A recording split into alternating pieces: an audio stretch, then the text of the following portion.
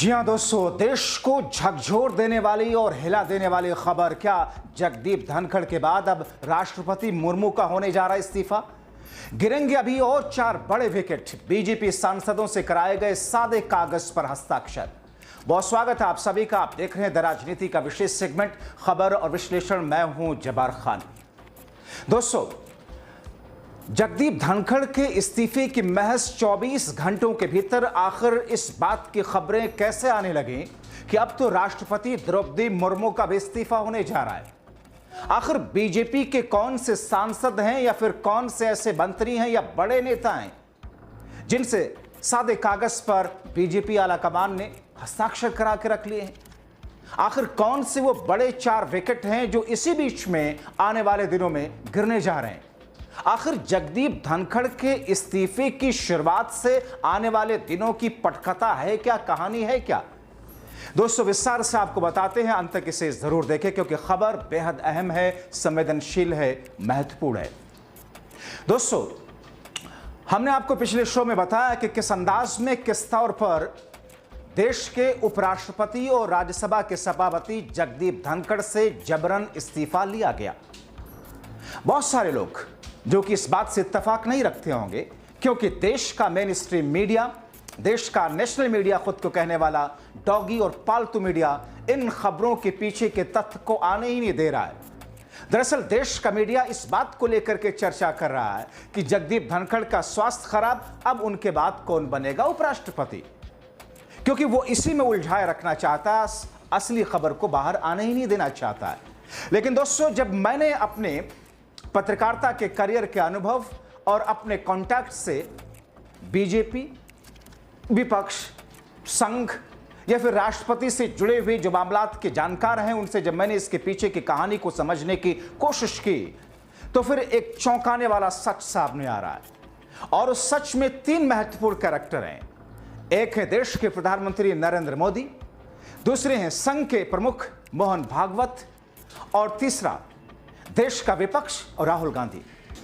दोस्तों, आपने देखा कि मौजूदा वक्त में, क्योंकि अभी अभी इस्तीफे का महज चंद घंटा ही हुआ है और इस बीच में उनका इस्तीफा स्वीकार कर लिया गया। बहुत सारे राजनीतिक जानकार, वरिष्ठ पत्रकार ये कहते हैं कि साहब, ये सब कुछ एक सुनियोजित तरीके से किया गया है। ये पहले से तय था कि जगदीप धनखड़ को इस्तीफा देना है, इसीलिए उनको आनन फानन पहले से उनको इस बात की जानकारी नहीं दी गई क्योंकि वो कुछ अपने हिसाब से बातें बोल भी सकते थे। जैसा कि पहले उन्होंने किसानों के मुद्दों को लेकर के बोला, उन्होंने बीते दिनों जिस अंदाज में जो बातें कही, और खास तौर पर कुछ ऐसी बातें जो कि बीजेपी के लिए, मोदी शाह के लिए भी बहुत ज्यादा सहजता वाली भी नहीं थी, लेकिन उनको एंड टाइम पर बताया गया इस्तीफा देने के लिए कि साहब ये कॉपी है, ये लाइनें हैं, उस पर आप दस्तखत करके डाल दीजिए। लेकिन दोस्तों, अब जो इस्तीफा होने जा रहा है, कहा यह जा रहा है, मैं खुद इस खबर को जब सुना मैं तो चौंक गया। मैं सोचने लगा ये कैसे संभव है? क्या देश वाकई संघ और बीजेपी आलाकमान जो चाहेंगे, यानी कि गुजरात लॉबी मोदी और शाह, या संघ प्रमुख मोहन भागवत क्या जो चाहेंगे वही संवैधानिक पदों के साथ में होगा, वही देश की राजनीति के साथ में होगा और वही देश के साथ में होगा? क्योंकि देश के राष्ट्रपति द्रौपदी मुर्मू, जिनका कार्यकाल भी बचा हुआ है ढेर सारा, ठीक वैसे ही जैसे जगदीप धनखड़ का कार्यकाल बचा हुआ था, वो इस्तीफा देने जा रही हैं। उस इस्तीफे के ऐलान में थोड़ा समय लग सकता है, लेकिन अगला नंबर उनका है। दोस्तों, मैंने ये जब सुना और पर्दे के पीछे की कहानी से कुछ लोगों ने जब बताया, मैं चौंक गया। दोस्तों, आप जहन में रखिए, एक तरफ विपक्ष ने जो ताना बाना देश के अंदर उत्पन्न किया है, बनाया है, उस ताने बाने के बीच में सत्ता पक्ष घिरा हुआ है। उस ताने बाने के बीच में मोदी और शाह घिरे हुए हैं, और इतना घिरे हुए हैं। और दूसरी तरफ से संघ प्रमुख मोहन भागवत। लड़ाई 36 का आंकड़ा सिर्फ दिखावे के लिए कागजी तौर पर नहीं, सिर्फ मतभेद नहीं, मनभेद इस स्तर पर संघ और बीजेपी के अंदर हो चुका है। दूसरी तरफ विपक्ष ने चूड़ी टाइट कर रखी है कि खुद गुजरात लॉबी ने रिटायरमेंट का शब्दों का जिक्र करना शुरू कर दिया। बीते दिनों अमित शाह ने जैसा कि जिक्र किया, उनको करने का कोई औचित्य था नहीं। मगर दोस्तों, जिस अंदाज में विपक्ष ने सत्ता पक्ष को परेशान कर रखा है अलग अलग मुद्दों को लेकर के जवाबदेही के लिए, ऐसे में मोदी और शाह को सूझ नहीं रहा करें क्या। दूसरी तरफ संघ ने जो स्थिति उत्पन्न कर रखी है, अब ऐसे में इस इस्तीफे की शुरुआत से ये बातें सामने आ गई कि अब इस्तीफा होने जा रहा है, प्रधानमंत्री के पद से भी इस्तीफा होगा, क्योंकि 75 वर्ष वाला एक थ्योरी, जो 75 वर्ष वाली थ्योरी आप लगातार सुनते आ रहे हैं, उस थ्योरी में बहुत सारे लोग कहते हैं कि बकवास है, कोई दम नहीं। लेकिन संघ इस कदर गुजरात धोबी से दूरी बना चुका है कि मोदी और शाह को अब सत्ता से साइडलाइन करके हाशिए पर डालना ही संघ की प्राथमिकता है, संगठन पर अपना वर्चस्व बनाना। और ऐसे में जगदीप धनखड़ बना दिए गए बलि का बकरा। जगदीप धनखड़ जैसे शख्स को इस्तीफा लेकर के कहीं ना कहीं इसकी शुरुआत कर दी गई है।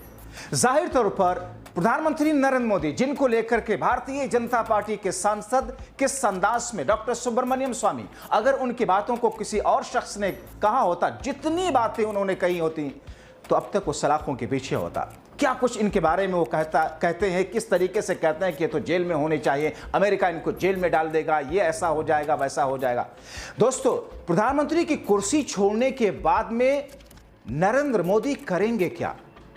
और अगर 2029 में सत्ता परिवर्तन हो गया, विपक्ष आ गया, विपक्षी नेता कोई प्रधानमंत्री बना, तो फिर प्रधानमंत्री उस वक्त तो पूर्व हो जाएंगे। अगर ऐसा हुआ तो नरेंद्र मोदी के साथ में होगा कि आप कल्पना भी नहीं कर सकते, शाह के साथ में होगा कि आप कल्पना भी नहीं कर सकते, क्योंकि इन्होंने व्यक्तिगत तरीके से विपक्षियों और विरोधियों को सिर्फ परेशान नहीं किया है, बल्कि देश के स्तर पर, व्यापक स्तर पर संवैधानिक संस्थानों के साथ में किस अंदाज में राजनीति को अपने पैरों की जूती समझ करके लोकतांत्रिक मूल्यों को कुचला है, यह आरोप विपक्षी नेता लगाते रहे। ऐसे में प्रधानमंत्री के लिए राष्ट्रपति से ज्यादा सुरक्षित कुर्सी, राष्ट्रपति से ज्यादा, क्योंकि उस वक्त 75 वर्ष के हो जाएंगे, यानी कि जब राष्ट्रपति का, जब तक इनका कार्यकाल रहेगा, तब तक जाहिर तौर पर वो 80 के आसपास हो जाएंगे, 80+ हो जाएंगे। और ऐसी स्थिति में किसी बुजुर्ग के साथ में कार्रवाई फिर 5 वर्षों के बाद सत्ता में रहने के बाद शायद ही विपक्षी सरकार भी कुछ उनके खिलाफ में करे। प्रधानमंत्री नरेंद्र मोदी दरअसल प्रधानमंत्री की कुर्सी को छोड़ने के बाद में राष्ट्रपति की कुर्सी पर जाएंगे। ये बातें संघ, ये बातें बीजेपी, ये बातें वरिष्ठ पत्रकार, ये बातें देश के राजनीतिक बुद्धिजीवी इस बात का जिक्र करना शुरू कर चुके हैं। और संघ भी ये चाहता है कि साहब, संघ और बीजेपी जाहिर तौर पर एक ही संघ का ही Bharatiya Janata party political wing है, तो किसी किस्म का छींचा लेदर संघ भी नहीं चाहता। संघ ने मौका दिया कि साहब अपना एक सम्मानजनक जो विदाई है वो आप देख लीजिए, तय कर लीजिए। ऐसे में मोदी साहब को अगर राष्ट्रपति की कुर्सी पर जाना है तो संघ चाहेगा कि आप राष्ट्रपति बनकर के बैठ जाइए। जाहिर तौर पर देश में सबसे बड़ा पद है, प्रोटोकॉल के हिसाब से सबसे बड़ा वो पद होता है। तो ऐसी स्थिति में अगर प्रधानमंत्री के लिए राष्ट्रपति की कुर्सी चाहिए तो फिर द्रौपदी मुर्मू यहां क्या करेंगे? जाहिर तौर पर द्रौपदी मुर्मू को तो प्रधानमंत्री नरेंद्र मोदी ने अपने राजनीतिक हितों को साधने के लिए उस कुर्सी पर बिठाया था, क्योंकि द्रौपदी मुर्मू का तो कोई ऐसा अचीवमेंट था नहीं, खुद जगदीप धनखड़ का तो कोई ऐसा अचीवमेंट था नहीं कि उनको उपराष्ट्रपति बनाया जाता या द्रौपदी मुर्मू को राष्ट्रपति की कुर्सी दी जाती, जैसा कि अब्दुल कलाम साहब का था, जैसा कि कुछ दूसरे राष्ट्रपति या उपराष्ट्रपतियों का रहा है। तो ऐसी स्थिति में द्रौपदी मुर्मू के इस्तीफे के लिए पटकथा लिखी जा रही है। हालांकि इन तमाम परतों के बीच में कई सारे झोल अभी भी हैं, क्योंकि मोदी और शाह इतनी आसानी से संघ के सामने झुकते हुए दिखाई नहीं दे रहे हैं। मगर इस बीच में दोस्तों जो दूसरा पेच है, उससे पहले आपको अपडेट कर दूं कि जगदीप धनखड़ ने जो इस्तीफा दिया था उस इस्तीफे को स्वीकार कर लिया गया, जो कि एक औपचारिकता थी, एक फॉर्मेलिटी थी स्वीकार करना। लेकिन जेपी नड्डा, वो जेपी नड्डा जो बीजेपी के राष्ट्रीय अध्यक्ष हैं, 2 बार उनके कार्यकाल का एक्सटेंशन किया गया, फुल टाइम के राष्ट्रीय अध्यक्ष हैं, कार्यकारी अध्यक्ष भी नहीं है, उनके उस कार्यकाल को एक्सटेंड करके बढ़ाया गया। तो ऐसी स्थिति में जेपी नड्डा ने जो बातें कही थी, जेपी नड्डा ने उस पर सफाई भी दी कि साहब मैंने जो बातें कही थी दरअसल वो चेयर को लेकर के नहीं कही थी, चेयर का विशेषाधिकार का हनन मैंने नहीं किया था, क्योंकि वो विशेषाधिकार होता है सभापति का। मैंने जो बातें कही वो विपक्षी नेताओं के शोरगुल की वजह से कही। हालांकि संसद में शोरगुल था या फिर बीजेपी के सामने उन महत्वपूर्ण सवालों को रखने का प्रयास जिसे रखने नहीं दिया जा रहा था। तो ऐसे बहरहाल ये दोनों अपडेट आपके सामने। लेकिन अब चर्चा क्या चल रही है आपको ये भी बताएं। बीजेपी ने और संघ ने नाम सोच रखा है, फाइनल कर रखा है, उसका अनाउंसमेंट बाकी है। हालांकि अभी समय है, उपराष्ट्रपति 6 महीने के भीतर बनाने होते हैं, हो सकता है जल्दी अनाउंसमेंट हो जाए, हो सकता है आगे कुछ समय नहीं अभी। तो तो ऐसी स्थिति में जबकि एक दिन के बाद में प्रधानमंत्री नरेंद्र मोदी विदेश दौरे पर जा रहे हैं और इसीलिए विपक्ष और ज्यादा इनके ऊपर प्रहार कर रहा था कि साहब संसद का विशेष सत्र आपने बुलाया कि हम जवाब देंगे और आप पीठ दिखा करके भाग रहे हैं। बहरहाल द्रौपदी मुर्मू के इस्तीफे की बातें इस वक्त पर्दे के पीछे चल रही हैं, लेकिन बीजेपी के सांसदों के साथ में सादे कागजात पर हस्ताक्षर करवाने जैसी बातें भी सामने आ रही हैं।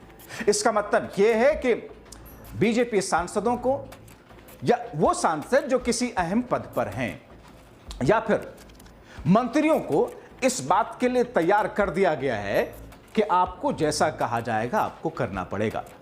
यानी कि कुछ मंत्रालय जिसमें हेर फेर होने जा रहा है, क्योंकि संघ जब अपने वर्चस्व में बीजेपी के संगठन को लेने जा रहा है तो ऐसी स्थिति में संघ सरकार में भी अपना हस्तक्षेप दिखाएगा।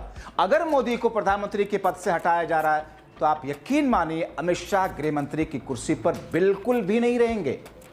हो सकता है कुछ दिनों के बाद उनको हटाया जाए, लेकिन जब तक मोदी हैं तब तक शाह भी गृह मंत्रालय पर बने हुए हैं, उनकी कुर्सी पर हैं, क्योंकि शाह संघ के लिए आंखों की किरकिरी से जैसी है, बिल्कुल भी नहीं बनता। ठीक ऐसे ही जैसे कहा जाता है कि योगी और शाह के बीच में नहीं बनता, वैसे ही कहा जाता है कि शाह और संघ के बीच में बिल्कुल भी नहीं बनती।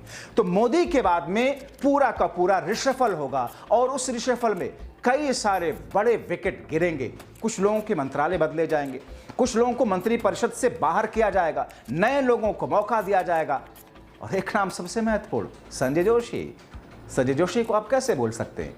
एक ऐसा नाम, एक ऐसा कद जो 20 वर्षों से सक्रिय राजनीति में ना होते हुए भी अपने आप को एक मंत्री की तरह स्टैब्लिश किया हुआ, छोटी बात नहीं है। दिल्ली में उनके आवास पर जाइए तो वहां पर जमावड़ा लगा रहता है, इतना जमावड़ा जितना बीजेपी के राष्ट्रीय अध्यक्ष जेपी नड्डा के पास में मिलने के लिए लोग नहीं आते होंगे। ठीक है, चूंकि वो राष्ट्रीय अध्यक्ष हैं इसलिए उनके पास में लोगों की जरूरत है, मीटिंग से ही वो उनके यहां तो लगना बहुत स्वाभाविक है।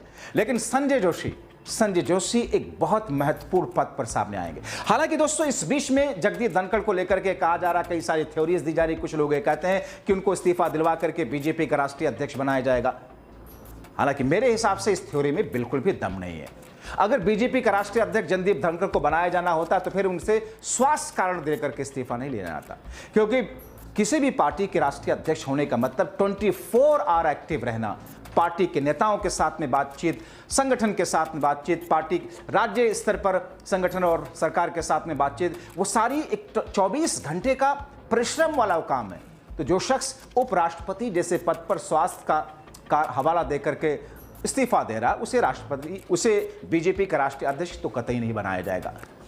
अब ऐसी स्थिति में दोस्तों मोदी प्रधानमंत्री की कुर्सी पर कब तक हैं, संघ की क्या प्लानिंग है, और जैसे ही इस पर वर्कआउट होकर के फाइनल होना है उसके बाद में द्रौपदी मुर्मू के इस्तीफे की बात आ रही है, क्योंकि प्रधानमंत्री को राष्ट्रपति भवन भेज करके देश का प्रथम नागरिक के तौर पर प्रथम तमगा दे करके उनको वहां पर बिठा दिया जाएगा और आराम से अपना कार्यकाल वो पूरा करेंगे। इसके दो फायदे होंगे। एक ये कि सक्रिय राजनीति में ना होते हुए भी वो सक्रिय राजनीति में एक तरीके से रहेंगे, क्योंकि सरकार का हर काम काज राष्ट्रपति के हिसाब से होता है। बहुत सारी चीज़ों में हस्ताक्षर राष्ट्रपति के होते हैं। ये और बात है कि अभी तक राष्ट्रपति भारत जैसे देश में रबर स्टाम्प की तरह होता है, सरकार जो चाहती है राष्ट्रपति को करना पड़ता है। मगर क्या मोदी वैसे होंगे जब उन्हीं की सरकार होगी? या फिर अगर विपक्ष की सरकार आ गई तो फिर प्रधानमंत्री नरेंद्र मोदी क्या कुछ कर सकते हैं, आप अंदाजा भी नहीं लगा सकते।